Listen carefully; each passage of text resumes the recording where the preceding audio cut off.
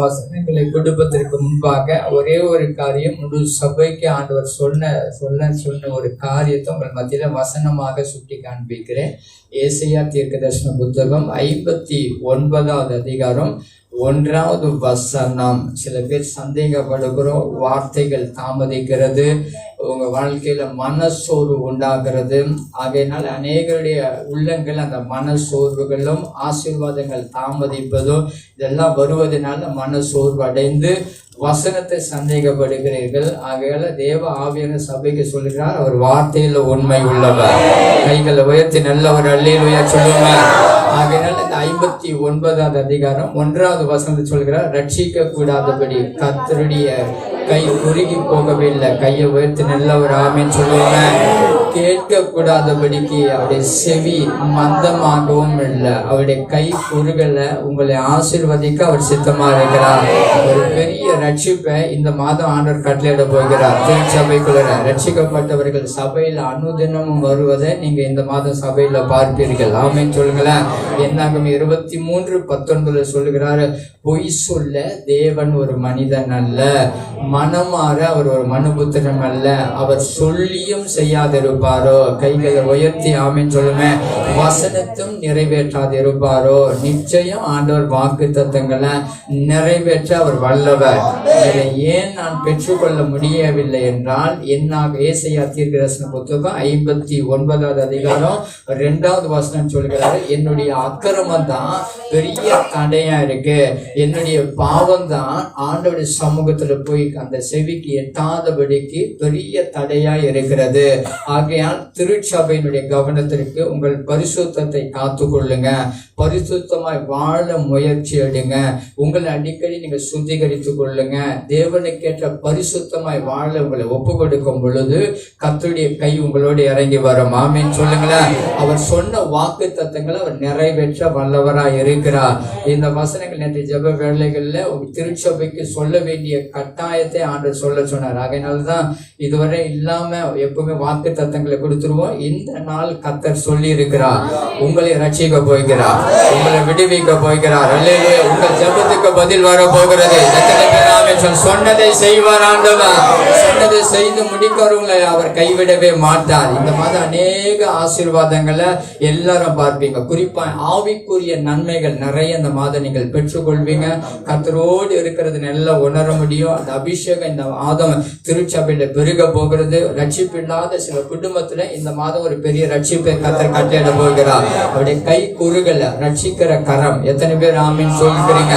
எப்பொழுதும் மனுபுத்தருடைய ஜெபங்களை கேட்கிற ஆண்டவர், அவருடைய செவி திறந்துதான் இருக்கிறது. நாம செய்ய வேண்டிய ஒன்று, உங்களுடைய பரிசுத்தத்திற்காக இந்த மாதம் நீங்கள் அதிகமா ஜெபம் பண்ணுங்க. ஒரு பெரிய காரியங்களை திருச்சபையில உங்க குடும்பங்கள்ல தனிப்பட்ட வாழ்க்கையில கர்த்தர் செய்து முடிக்க போகிறார். இப்போ வாக்கு தத்தங்களுக்கு போவதற்காக சங்கீதம் எல்லாரும் எடுத்து வைத்துக் கொள்ளுங்க. இங்க ஒரு 3 ஆசீர்வாதங்களை இங்க ஆண்டவர் சொல்லுகிறார். 146ஆம் சங்கீதத்துல ஒரு சில காரியங்கள் மட்டும் பார்த்து விட்டு இன்றைக்கு ஒரு பரிசுத்தத்திற்காக நம்ம அதிகமா ஜெபிக்க போகிறோம். 7வது வசனம் எல்லாரும் படிக்கலாம். அவர் எல்லாரும் டிவில வருகிற வசனத்தை படிச்சா பாருங்க. அவர் ஒடுக்கப்பட்டவர்களுக்கு நியாயம் செய்கிறார், பசியா இருக்கிறவர்களுக்கு ஆகாரம் கொடுக்கிறார், தட்டுள்ளவர்களை கரங்களை தட்டி கர்த்தர மகிமை செலுத்துவோமா. 3 வகையாய் பிரித்தால், ஒன்று இந்த மாதம் உங்களுக்கு நியாயம் செய்வார், 2வதாய் உங்களுக்கு கொடுப்பார் ஆசீர்வாதத்தை, 3வதாய் உங்களை விடுதலை ஆக்குவார். எத்தனை பேர் சந்தோஷமாய் ஆமென் சொல்றீங்க? 3 விதமாய் இந்த வசனத்தை பிரித்து ஆசீர்வாதத்தை நான் சுதந்திரித்துக் கொள்ள முடியும். இங்க சொல்லப்படுகிறது, கர்த்தர் அந்த ஒடுக்கப்பட்டவர்களுக்கு நியாயம் செய்கிறார், 2வது ஆகாரம் கொடுக்கிறார், 3வது கர்த்தர் விடுதலை ஆக்குகிறார். எல்லாரும் சொல்லுங்க பார்க்கலாம் ஒவ்வொன்றாக. எனக்கு ஆண்டவர் நியாயம் செய்வார், எனக்கு கொடுப்பார், என்னை விடுதலை ஆக்குவார். எல்லாரும் சொல்லுங்க பார்க்கலாம். நியாயம் செய்வார், எனக்கு கொடுப்பார், என்னை விடுதலை ஆக்குவார். ஆமென் சொல்லுங்களேன். முழு வசனத்தை படிக்க உங்களுக்கு கஷ்டமா இருக்கும். ஆகையில எனக்கு இந்த மாதம் நியாயம் செய்வார், எனக்கு ஆசீர்வாதத்தை கொடுப்பார். ஆமென் சொல்லுங்களேன். என்னை கர்த்தர் விடுதலை ஆக்குவார். கரங்களை தட்டி கர்த்தரை மகிமை செலுத்துவோமா. யாருக்கு ஆண்டவர் இந்த நியாயம் செய்கிறார்? சோர்ந்து போகாம ஜெபிக்கிற அத்தனை பேருக்கும் இந்த மாதம் நியாயம் செய்வார். ஒருவேளை சோர்ந்து போய் யாரும் உட்கார்ந்து விடாதீங்க, சோர்ந்து போகாமல் ஜெபம் பண்ண வேண்டும் என்று சொல்லி ஒரு உவமையாய் ஆண்டவர் சொல்கிறார். ஒரு விதவை அநீதி நிறைந்த நியாயாதிபதி கிட்ட போய் நிற்கும் பொழுது தினந்தோறும் போய் நிற்கிறவல்ல, ஒரு நேரம் அவன் சொல்லுகிறான் தன் வாழ்வின் அனுபவத்தை, நான் தேவனுக்கு பயப்படாதவன் ஒரு மனுஷனா இருக்கிறான். மனுஷனுக்கு யாருக்குமே பயப்படாம ஒரு பயங்கர பலசாலியாய் பராக்கிரமம் இருந்த ஒரு மனுஷங்கிட்ட போய் இந்த ஏழை விதவை போய் தினந்தோறும் கேட்கும் பொழுது அவன் ஒரு நாள் மனம் இறங்கினானா. அந்த வசனம் சொல்கிற லூக்காவின் புத்தகம் 18வது அதிகாரம் 7வது வசனம், 6, 7 2 வசனத்தை கொஞ்சம் வாசிங்க. அந்தபடியே தேவன் தம்மை நோக்கி இரவும் பகலும் 6வது வசனத்தை கொஞ்சம் வாசித்து பாருங்களா. அவர்களை நோக்கி அந்த நியாயாதிபதி சொன்னதை சிந்தித்து பாருங்க. இங்க நல்ல கவனிங்க, யாருக்கு நியாயம் செய்ய போகிறார்? அந்தபடியே தேவன் தம்மை நோக்கி, கைய உயர்த்தி நல்ல ஒரு ஆமீன் சொல்லுங்க. இத்தனை வருஷமாய், இத்தனை மாதமாய், 2 மாதமாய் ஆமீன் சொல்லுங்களேன். இன்றைக்கு ஜெபிக்கிற உங்களை, இந்த மாதம் முழுக்க ஜெபிக்கிற உங்கள் ஜெபத்துக்கு கர்த்தர் கேட்டு பதில் கொடுத்து ஒரு நியாயத்தை செய்வார். ஆமீன் சொல்லுங்க. அந்தபடியே தேவன் தம்மை நோக்கி இரவும் பகலும் கூப்பிடுவர்களாகிய தம்மால் தெரிந்து கொள்ளப்பட்ட விஷயத்துல நீடிய பொறுமை உள்ளவராயிருந்து அவர்களுக்கு என்ன செய்வாரா? நியாயம் செய்யாமல் இருப்பாரோ? ஆமென் சொல்லுங்க. கையை உயர்த்தி சொல்லுங்களேன். நான் தொடர்ந்து ஜெபம் பண்ணிக்கிட்டு இருக்கிற ஒரு காரியத்திற்கு இந்த மாதத்துல எனக்கு ஆண்டவர் நியாயம் செய்ய போகிறார். எத்தனை பேர் ஒரு ஆமென் சொல்கிறீங்க? எப்போ செய்வார் ஆண்டவர்? அடுத்த வசனம் சொல்லுகிறது, கரங்களை தட்டி சொல்லுவோமா? சீக்கிரத்துல அவர்களுக்கு என்ன செய்வாரு? எப்போ? இன்றைக்கா? சொல்லுங்க. இன்றைக்கு ஒரு நியாயம் பிறக்க போகுது. ஆமென் சொல்லுங்க. எனக்கு ஆண்டவர் செய்வார். ஆகையில ஒன்றை மட்டும் கற்றுக்கொள்ளுங்க, சோர்ந்து போகாம ஜெபம் பண்ணுங்க, விடாம இருங்க. ஆண்டவர் ஒரு காரியத்துக்காக உங்களுக்கு நியாயம் செய்வார். சில பேர் அந்த ஒரு காரியத்திற்காக தான் போராடி கொண்டிருக்கீங்க. எப்போ மாறும், எந்த சூழ்நிலை மாறும், இத்தனை வருஷமா நின்றுட்டு இருக்கேன்னு. நாமளும் திருச்சபையில 15 வருஷமா ஒரு காரியத்துக்காக நின்று கொண்டிருக்கிறோம். விசுவாசிக்கிறவங்க கரங்களை தட்டி சொல்ல, செய்வாரா செய்ய மாட்டாரா? சீக்கிரத்துல செய்வாரா? அதிக நாள் இல்ல, சீக்கிரத்துல நான் உனக்கு ஒரு நியாயம் செய்வேன். முதலாவது அவர் என்ன செய்கிறார்? எனக்கு ஒடுக்கப்பட்டவர்களுக்கு ஒரு நியாயம் செய்கிற தேவன் உங்களுக்கு ஒரு நியாயம் செய்வார். ஆகையால யாரும் சோர்ந்து போகாதீங்க. இத்தனை வருஷம் ஆனது, மாதங்கள் ஆனது, வாரங்கள் ஆனது, எத்தனை முறை நான் ஜெபம் பண்ணியிருக்கேன், எத்தனை நாள் உபவாசம் போட்டிருக்கிறேன், எத்தனை நாள் ராத்திரியில, எத்தனை நாள் காலையில. இதற்கெல்லாம் நீங்க சோர்ந்து போகவே வேண்டாம். இந்த மாதம் உங்கள் ஜெபத்துக்கு தம்மால் தெரிந்து கொள்ளப்பட்ட விஷயத்துல அவர் பொறுமையா இருந்தா நியாயம் செய்வார். பொறுமையா இருப்பார். இதுவரையில பொறுமையா இருக்கிறார் என்றால் எல்லாமே நன்மைக்கு தான். அல்லேலூயா. நான் விசுவாசிக்கிறேன். உங்களை சிறிய சாட்சியா இல்ல, பெரிய சாட்சியாய் உங்க வீட்டுக்குள்ள மட்டுமல்ல, உங்க தெருவுக்குள்ள மட்டுமல்ல, பட்டணம் முழுக்க உங்களை சாட்சியாய் நிலைநிறுத்ததான் ஆண்டவர் பொறுமையா இருந்து ஒரு காரியத்தை செய்கிறார். ஆகல இரவு பகலா ஜெபிக்கிற உங்க வாழ்க்கையில நீங்க சோர்ந்து போகாம நில்லுங்க. இன்னைக்கு இப்ப நீங்க கேட்டு பாருங்க, நான் விசுவாசிக்கிறேன் அதி சீக்கிரங்கிறது இந்த நாளே அதி சீக்கிரம் விசுவாசிக்கிறேன். இன்னைக்கே முடியும். இந்த ஞாயிற்றுக்கிழமையில முதல் வாரத்திலே இங்க சந்தோஷமா வந்து சாட்சி கொடுப்பீங்க. கர்த்தர் எனக்கு ஒரு நியாயம் செய்து விட்டார். ஆமென் சொல்லுங்களேன். ரெண்டாவதாக அவர் நமக்கு கொடுக்கிற தேவன். நம்ம ஆண்டவர் கொடுக்கிறவர். எத்தனை பேர் ஆமென் சொல்கிறீங்க? இந்த மாதம் 40 நாள் ஜெபங்கள் நம்ம உபவாசம் பாருங்க. வசனத்தின்படியாகவே அநேகரை ரட்சிக்க போகிறார் ஆண்டவர். தம்முடைய பிதாவாகிய தேவன் நமக்காக குமாரனையே கொடுத்தார். கொடுக்கக்கூடியவர் தேவன். ஆமென் சொல்லுங்களேன். அளவில்லாமல் ஆசீர்வதிப்பார். வானத்தின் பல்லகனியை திறந்து இடம் கொள்ளாமல் மட்டும் உங்களை ஆசீர்வதிக்க வல்லவர். இரண்டாவதாக என்ன செய்கிறார்? ஆகாரம் கொடுக்கிறார். சங்கீதம் 147:9 நீங்க பார்க்கும் பொழுது அவர் மிருக ஜீவன்களுக்கும் கூப்பிடுகிற காக்கை குஞ்சிகளுக்கும் கூட அவர் ஆகாரம் கொடுக்கிறார். எத்தனை பேர் சந்தோஷமா ஆமென் சொல்கிறீங்க? மத்தேயு 6:26 சொல்ற, ஆகாயத்து பட்சிகளை கவனித்து பாருங்கள், உங்கள் பரமபிதா அவைகளுக்கும் பிழை போட்டுகிறார். அவைகளை பார்க்கணும். நம்மை பார்த்து ஆண்டு சொல்ல நம்ம எல்லாம் விசேஷித்தவர்கள். ஆமென். கொடுப்பாரா கொடுக்க மாட்டாரா? ஆகாரம் மட்டுமல்ல, எல்லாமே கர்த்தர் தருவார். நீங்க எதெல்லாம் கேட்கிறீங்களோ இந்த மாதம் பெற்றுக்கொள்ளத்தக்கதாக விசுவாசத்தோடு நீங்க இருங்க. யாத்திராகமம் 23:25 சொல்கிற, அப்பத்தையும் தண்ணீரையும் கத்தர் என்ன செய்வாரு உங்களுக்கு இந்த மாதம் ஆசீர்வதிப்பார். குறை இருக்காது. ஆமென் சொல்லுங்களேன். குறையே இல்லாம ஆண்டவர் உங்களை ஆசீர்வதிக்க வல்லவரா இருக்கிறார். மார்க்குவின் புத்தகம் 8வது அதிகாரம் 2வது வசனம் நீங்க பார்க்கும் பொழுது ஆண்டவரை தேடி வராங்க. முதல் பாருங்க, அவங்க கூப்பிட்டால் நியாயம் செய்வாராம். இரவு பகலாய் தம்மால் தெரிந்து கொள்ளப்பட்ட ஒரு விஷயத்தில் அவர் நீடிய பொறுமை உள்ளவராய் இருந்து நியாயம் செய்யாமல் இருப்பாரோ, நிச்சயம் அவர் நியாயம் செய்வார். அது சீக்கிரத்துல அவர் நியாயம் செய்வார். ஆக நீங்க யாரும் சோர்ந்து போகாம ஜெபம் பண்ணிட்டே இருங்க. இப்ப ஆண்டவரை தேடி வருகிறாங்க. 3 நாள் அங்க வந்து உட்காருகிறாங்க, வசனத்தை கேட்கிறாங்க, ஜெபித்தாங்க, தேவனால் விடுதலை பெற்றாங்க. இப்ப ஆண்டவர் பார்க்கிறாரு. மார்க்குவின் புத்தகம் 8வது அதிகாரம் 2வது வசனம், ஜனங்களுக்காக பரிதபிக்கிறேன், இப்பொழுதும் என்னிடத்தில் தங்கியிருந்து 3 நாள் சாப்பிடுவதற்கு என்ன இல்லையா, ஒன்றுமில்லாத இருக்கிறாங்க.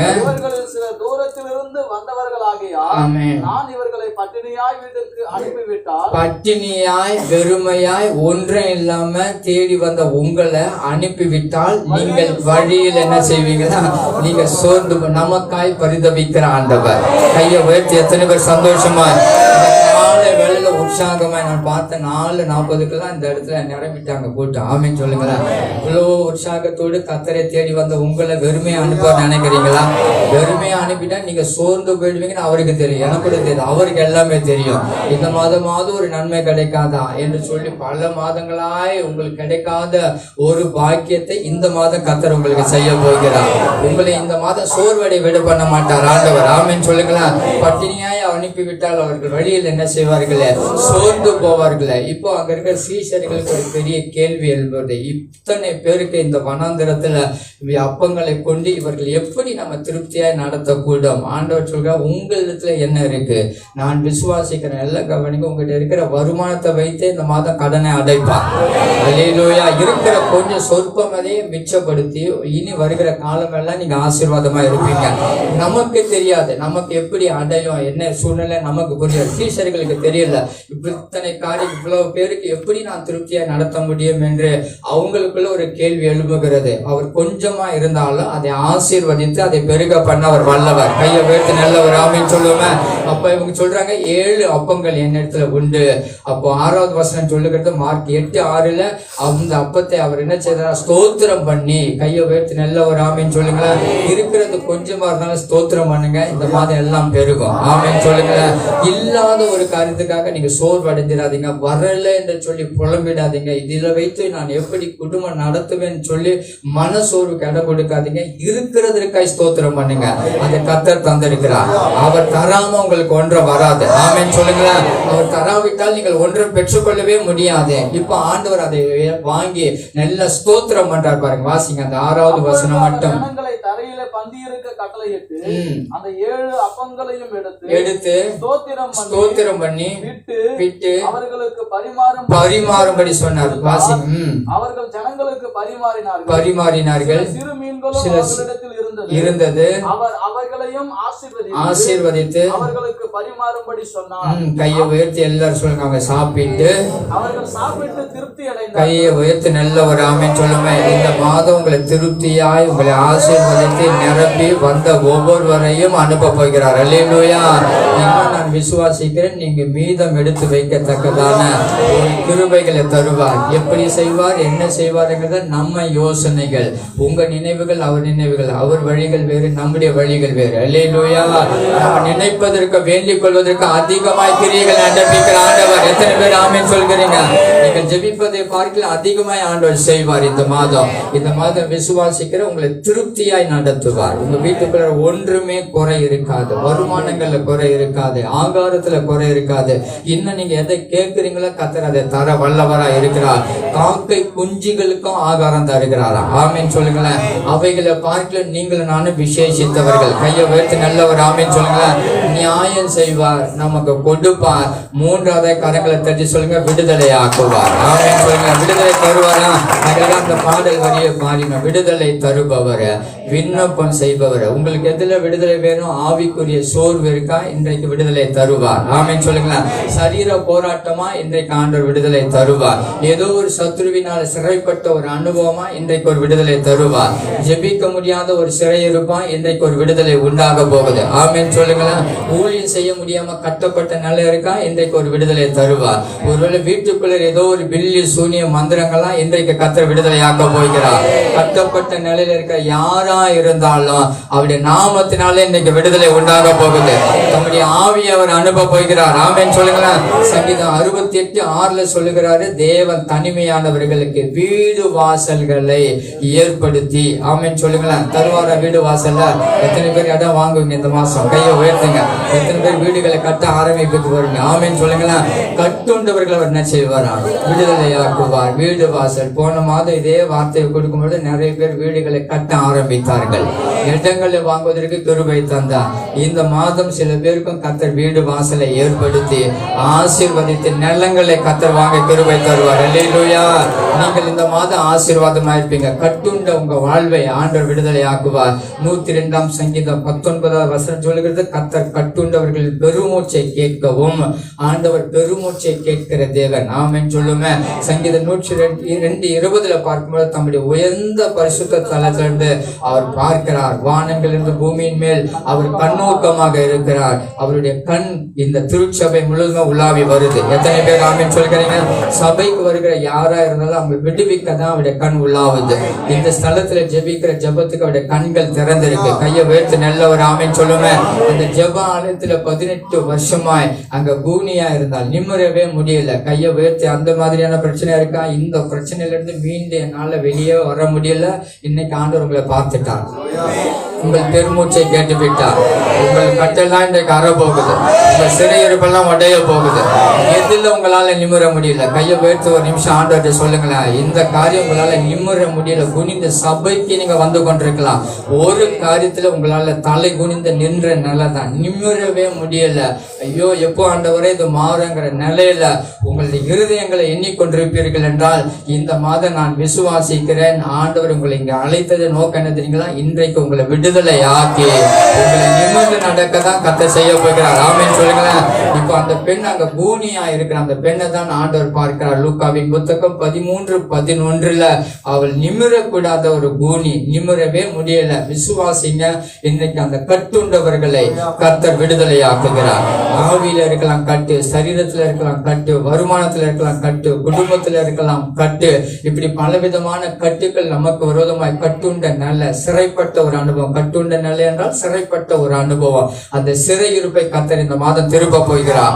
இயேசு அந்த ஆலயத்துல அவளை பார்க்கிறார். ஆமென் சொல்லுங்களேன். அவர் வானத்திலிருந்து பூமியை கண்ணோக்கி பார்க்கிறது போல இந்த திருச்சபைக்குள்ள உள்ள வருகிற விசுவாசிய, கீழே உட்கார்ந்து இருக்கிற சகோதரனை உங்களையும் கர்த்தர் கண்ணோக்குகிறார். அல்லேலூயா. இந்த மேல மட்டும்தான் அவர் இருக்காருன்னு நினைக்காதீங்க. பூமி எங்களுடைய கண் உள்ளாவி கொண்டு வருகிறது. கீழேயும் அவர் கண்ணோக்கி பார்க்கிறார். எதற்காக தெரியுங்களா? இந்த பெண்ணை விடுவிக்க ஆண்டவருடைய கண் அந்த பெண் மேலே நோக்கமா இருந்தது. நான் விசுவாசிக்கிறேன். இந்த பக்கம் திரும்பினா உங்களை கொஞ்சம் பேரை தான் பார்க்க முடியும். திரும்ப இந்த பக்கம் பார்த்தா இந்த பக்கம் இருக்க பார்க்க முடியாது. ஆனால் அவர் பார்த்தால் மேல இருக்கிறவங்களையும் பார்ப்பார், கீழே இருக்கிறவங்க அவர் பார்த்துருவார். அல்லேலூயா.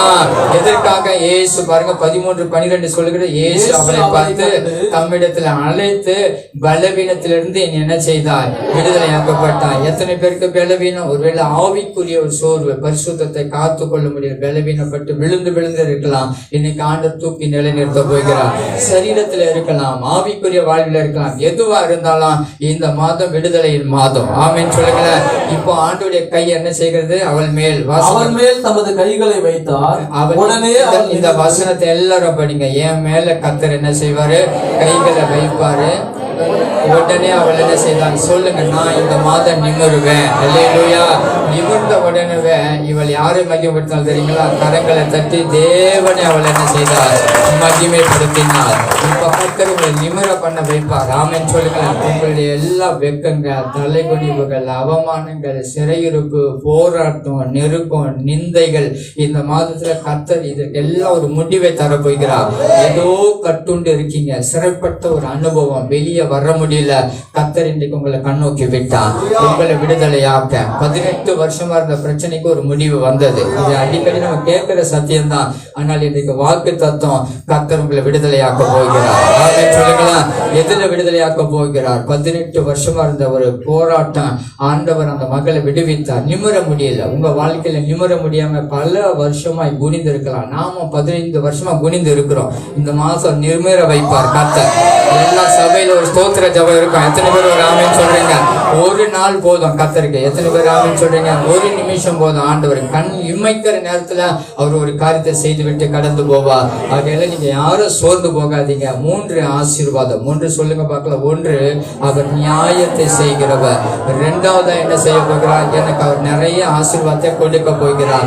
3வது என்ன செய்ய போகிறார்? சொல்லுங்க, என்னை விடுவிக்க போகிறார். சொல்லுங்க மறுபடியும், நியாயம் செய்வார், கொடுப்பார், விடுவிப்பார். ஆமென் சொல்லுங்க. நியாயம் செய்வார், கொடுப்பார், என்னை விடுவிப்பார். இருக்கிற இடத்துல எல்லாரும் எழுப்பி நின்று இன்னைக்கு அந்த அபிஷேகத்துல மறுபடியும் தேவனாகிய கர்த்தர் நம்மை விடுவிக்க போகிறார்.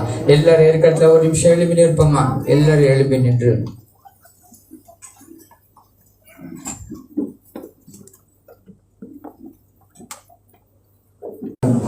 அவர் நீடிய பொறுமை உள்ளவராயிருந்து நியாயம் செய்யாமல் இருப்பாரோ?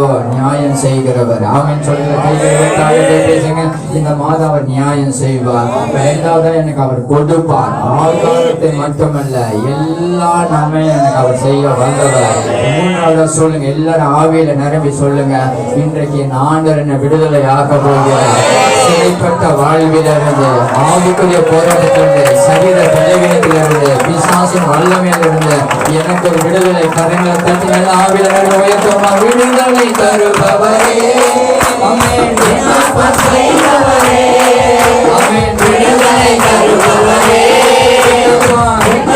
செய்பவரே, ஆமென். சாட்சியாய் நிறுத்துகிறேன், சாட்சியாய் சாட்சியாய் நிறுத்துகிறேன், சத்தியாய் சத்திய போகிறேன், தினம் சத்திய போகிறேன்.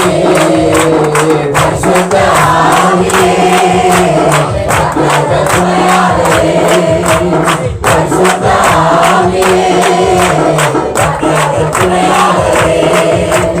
கூட இருப்பவரே, துணைகள் தீர்ப்பவரே, கூட இருப்பவரே, துணைகள் தீர்ப்பவரே. பரிசுத்த ஆவியே, துணையாளரே,